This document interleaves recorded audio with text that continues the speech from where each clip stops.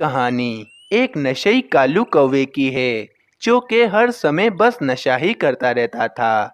और नशा करके वे अपनी पत्नी और अपने बेटे को बहुत ही ज़्यादा मारता था। जंगल के सभी पक्षी भी उस नशेई कालू कौवे से बहुत ज़्यादा परेशान आ गए थे, लेकिन वे कालू कौवा फिर भी बहुत ज़्यादा नशा करता था। एक दिन कालू कौवा नशा करके अपने घोंसले में आता है तो कालू कौवा अपनी पत्नी से कहता है, रानी, मुझे भूख लगी है, मुझे भोजन दो, मुझे बहुत जोरों से भूख लगी है। कालू जी, आपके लिए तो भोजन बचा ही नहीं है। जो भोजन था वे मैंने और राजू ने खाकर खत्म कर दिया है। अब आपके लिए तो भोजन बचा ही नहीं है। क्या? तुम दोनों को तो मेरी बिल्कुल भी चिंता नहीं है। मेरा भोजन भी तुम दोनों खाकर खत्म कर गए हो। अभी मैं तुम दोनों को बताता हूँ। फिर कालू कौवे को बहुत ज़्यादा गुस्सा आ जाता है और वे कालू कौवा एक डंडी से रानी कौवी को बहुत ज़्यादा मारने लगता है। और फिर कालू कौवा अपने बेटे को भी उस डंडी से बहुत ज़्यादा मारने लगता है। मैं जा रहा हूँ नशा करने के लिए। थोड़ी देर बाद जब मैं वापस आऊंगा तो मुझे मेरा भोजन चाहिए, वरना इससे ज्यादा मारूंगा मैं तुम दोनों को। ये कहकर वे नशेई कालू कौवा वहाँ से चला जाता है। ये कालू जी तो हम दोनों को हर समय मारते ही रहते हैं। ना जाने इनकी ये नशे की आदत कब छूटेगी। इतनी जोर से भूख लगी है मुझे, मैं क्या करूं? मैं कहाँ से जाकर भोजन खाऊं? मुझे भोजन खाने के बाद नशा भी तो करना है। मुझे बहुत जोरों से भूख लगी है। हाँ, मैं एक काम करता हूँ। मैं किसी पक्षी के पास जाता हूँ और उससे भोजन छीन कर खा लेता हूँ। इतना कहकर वे कालू कौवा किसी पक्षी के पास उसका भोजन छीनने के लिए चला जाता है। कालू कौवा एक बुलबुल के पास आता है और वे बुलबुल से कहता है, लाओ बुलबुल, ये अंगूर मुझे दे दो।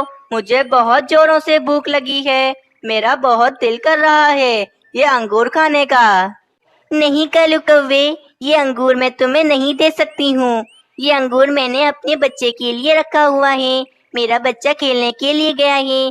जब वे वापस आएगा तो ये अंगूर मैं उसे दूंगी। बुलबुल की ये बात सुनकर कालू कौवे को बहुत ज़्यादा गुस्सा आ जाता है और वे कालू कौवा डंडी से बुलबुल को बहुत मारने लगता है। काफ़ी देर मारने पीटने के बाद कालू कौवा बुलबुल का अंगूर लेकर वहाँ से चला जाता है। और वे कालू कौवा एक पेड़ पर आकर वे अंगूर खाने लगता है। वाह वाह वाह, कितने मजे का था ये अंगूर। ये अंगूर खाकर तो मुझे मजा ही आ गया। चलो, अब मुझे नशा करना है। मैं नशा करने के लिए जाता हूँ। फिर वे कालू कौवा नशा करने के लिए चला जाता है। मम्मा, ये पापा हम दोनों को क्यों मारते हैं? हमारी तो कोई गलती भी नहीं होती है, फिर भी पापा हम दोनों को कितना मारते हैं। और ये पापा की नशे की आदत आखिर कब छूटेगी? ना जाने बेटा राजू, तुम्हारे पापा की ये नशे की आदत कब छूटेगी? राजू, हमारे जंगल में एक मीनू चिड़िया रहती है। मीनू चिड़िया बहुत समझदार है। मैं मीनू चिड़िया के पास जाती हूँ और मीनू चिड़िया से कहती हूँ कि वे कालू जी को समझाएं कि कालू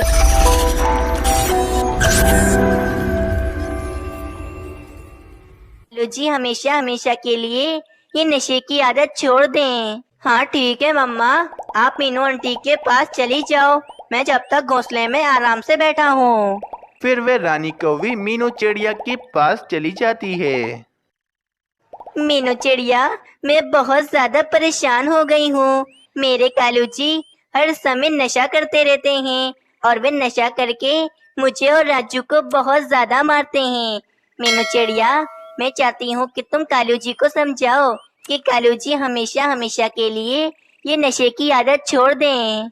हाँ रानी कौवी, कालू कौवा हर समय नशा करता रहता है और वे नशा करके जंगल के पक्षियों को भी बहुत मारता है। मुझे कालू कौवे को तो समझाना ही होगा कि कालू कौवा ये नशे की आदत हमेशा हमेशा के लिए छोड़ दे। कुछ देर के बाद मीनू चिड़िया कालू कौवे को ढूंढती हुई कालू कौवे के पास आती है और वे कालू कौवे से कहती है, कालू कौवे, तुम्हें नशा करने में क्या मजा आता है? तुम नशा करके अपनी पत्नी और अपने बेटे को कितना मारते हो, और तो और तुम जंगल के पक्षियों को भी मारते हो। तुम ये नशे की आदत हमेशा हमेशा के लिए छोड़ दो। मीनू चिड़िया, तुम ज्यादा मेरी माँ मत बनो। मुझे जो करना होगा वो मैं करूँगा। तुम मुझे मत सिखाओ कि मुझे क्या करना है। देखो कालू कौवे, अगर आज तुम ये नशे की आदत नहीं छोड़ोगे तो कल जब तुम्हारा बेटा बड़ा होगा तो उसे भी नशे की आदत लग जाएगी और वे भी तुम्हारी तरह नशा करेगा। क्या ये अच्छा लगेगा तुम्हें? मीनू चिड़िया, ये सब मैं नहीं जानता हूँ। मैं तो अपने नशे की आदत कभी नहीं छोड़ूंगा और मेरे बेटे को जो करना है वो करे। तुम यहाँ से चली जाओ, वरना तुम तो ये डंडी देख रही हो ना, इस डंडी से मैं तुम्हें बहुत मारूंगा। चलो यहाँ से चली जाओ।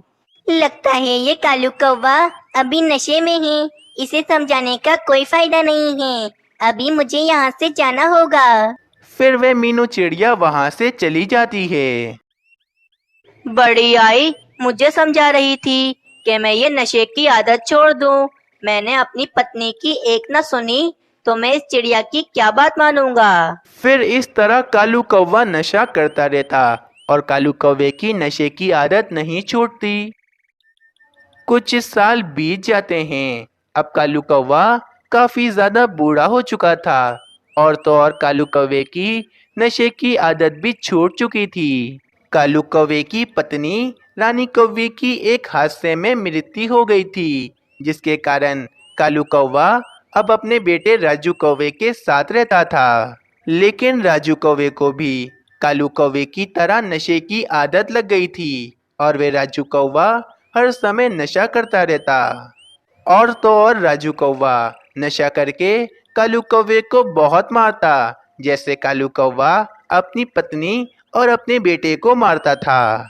अब कालू कौवे को मीनू चिड़िया की बातें याद आने लगी कि अगर आज तुम नशा करोगे तो कल को तुम्हारा बेटा भी नशा करेगा। मीनू चिड़िया सही कहती थी कि अगर कल मैं नशा करूंगा तो आज मेरा बेटा भी नशा करेगा, और यही हो रहा है।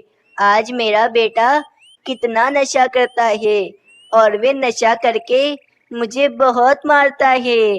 अगर उस वक्त मैंने मीनू चिड़िया की बात मान ली होती तो आज मेरा बेटा बिल्कुल ठीक होता और वे इस नशे की लत में बिल्कुल नहीं लगा होता।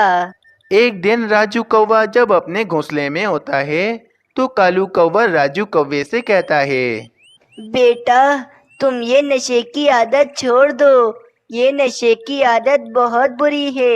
अगर आज तुम नशा करोगे तो कल को तुम्हारा बेटा भी नशा करेगा।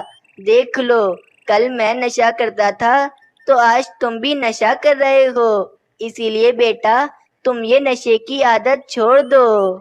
राजू कौवा कालू कौवे की बात समझ जाता है और अब राजू कौवा नहीं चाहता था कि राजू कौवे की आगे की नस्लें ये नशा करें। फिर राजू कौवा हमेशा हमेशा के लिए नशे की आदत को छोड़ देता है और अब कालू कौवा और राजू कौवा खुशी खुशी रहने लगते हैं। प्यारे दोस्तों, इस कहानी से हमें ये सीख मिलती है कि जैसी करनी वैसी भरनी। जैसा आप करोगे वैसा आपको एक ना एक दिन भरना ही होगा। ये कहानी काफी पुरानी एक भोलापुर नामी जंगल की है। वे जंगल काफी बड़ा था। उस जंगल में कई अनेक प्रकार के पक्षी भी रहते थे। इस जंगल में रहने वाले पक्षी काफी ज्यादा प्यारे थे और इस जंगल के सभी पक्षी आपस में बहुत ही प्यार से रहते थे। एक दिन की बात है। एक दिन तोते मियाँ काफी ज्यादा उदास बैठे हुए होते हैं। इसको खराब हालत और मुरझाया हुआ देख मीनू चिड़िया और कबूतर भी काफी परेशान हो जाते हैं और इससे परेशानी पूछते हैं। मीनू चिड़िया तोते से कहती है, प्यारे तोते भैया, क्या हुआ? कैसे आप बहुत ही ज्यादा परेशान दिखाई दे रहे हो? क्या बताऊं मीनू चिड़िया, मेरी तो किस्मत ही फूट गई है। क्यों, ऐसा क्या हो गया तोते भाई? मीनू चिड़िया, क्या पता मेरा भाई राजू तोता मुझसे आखिर क्यों नाराज है। कबूतर तोते मियाँ की बात सुनकर हैरान हुआ और बोला, वो क्यों नाराज है तोते भैया? नाराजगी की कोई तो वजह होगी ना। वो वजह ही नहीं बता रहा है कबूतर भैया। तुम परेशान मत हो तोते भैया, हम उससे पूछते हैं।